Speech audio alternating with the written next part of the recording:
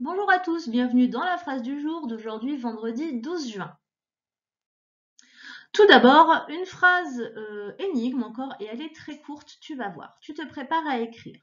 Et tu te prépares à écrire « Je pleure si tu me tournes la tête ». Point. On y va.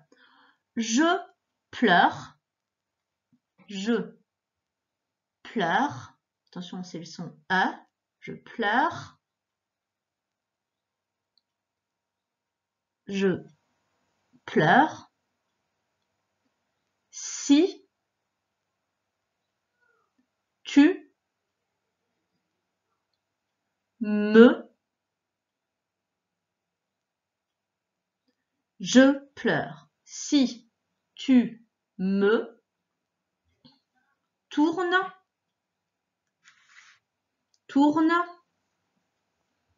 la tête. La tête. Je pleure si tu me tournes la tête. Point. Je pleure si tu me tournes la tête. Point. Je te laisse relire. C'était rapide aujourd'hui. Tu relis bien, tu fais attention aux petites erreurs que tu aurais pu faire sur les accords et on se retrouve ensuite pour la correction. Allez, si tu es prêt, je te montre justement la correction. Ça donne « Je pleure si tu me tournes la tête ». Alors, tu t'es peut-être trompé. Sur l'écriture du son A dans « pleure », c'était EU. Je pleure. Et à la fin, un E. C'est le verbe pleurer, on est au présent. Donc c'est E. Alors, si tu me tournes, alors là, on avait tu. Donc le verbe, il prend un S. Le tu a toujours son S en laisse. Lui, jamais de problème avec tu, il y a toujours un S.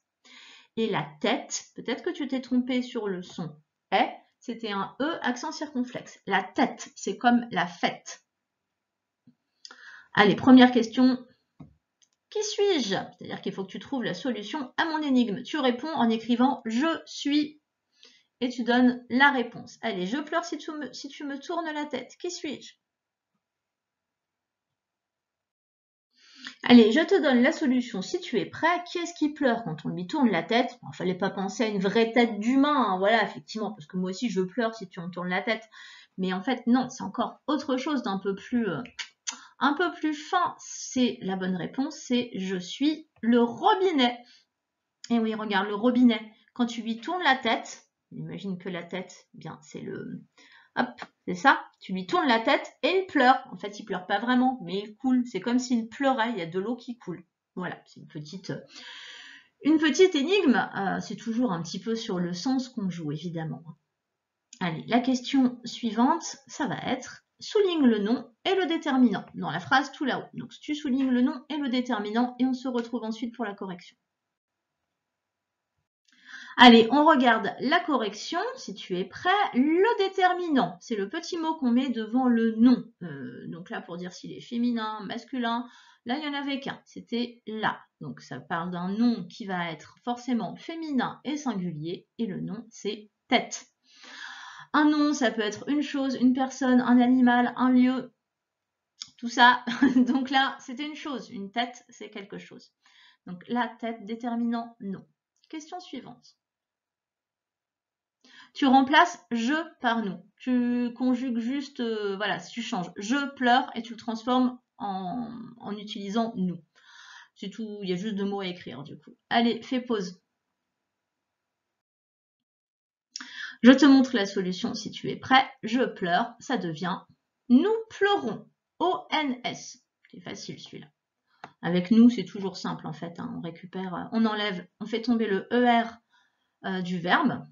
Et on récupère la conjugaison. Je ne vais pas trop parler du verbe parce que c'est ma question suivante, justement. Tiens. Tu écris l'infinitif du verbe. Bien, faites pas le dire. Allez, vas-y, fais pause. C'est quoi l'infinitif du verbe dans nous pleurons? Je te donne la solution. Nous pleurons, le verbe qui est conjugué est le verbe pleurer. ER. Maintenant, tu conjugues nous pleurons au passé composé. Vas-y, fais pause. Alors, le passé composé, c'est au passé. Donc, tu dis hier, enfin, aujourd'hui nous pleurons, hier nous. Allez, vas-y. Si tu as eu le temps, je te montre. Ça devient hier nous avons pleuré. Et, puisqu'on a l'auxiliaire avoir devant. Si ça avait été l'auxiliaire être, on aurait mis un S, puisque nous est au pluriel et qu'avec l'auxiliaire être, on accorde, mais pas avec avoir. Donc, nous avons pleuré et. Ah, maintenant tu vas écrire le contraire du verbe pleurer. C'est-à-dire que le verbe pleurer, le contraire, c'est... Je te laisse l'écrire.